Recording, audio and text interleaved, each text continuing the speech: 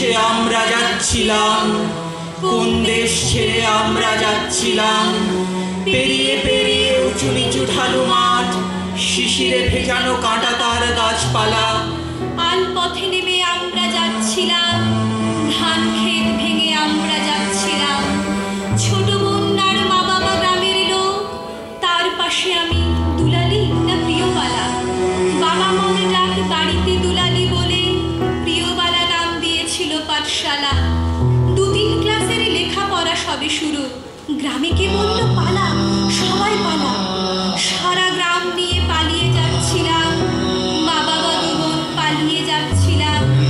ঝোপ ঝাড়ে ঠেলে হাজা মজামতি ঠেলে পথে ঘুমন্ত দাঁড়িয়ে ঘরের চালা।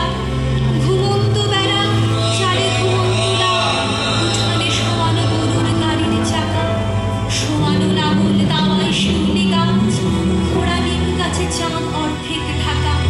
শব্দ না করে চলে যায় তবু ডাল, নিচু হয়ে ছুঁয়েছে কপাল মাথা। শিশিরে ঠান্ডা ভেজার খসখসে হাতের পাতার মতনই গাছের পাতা।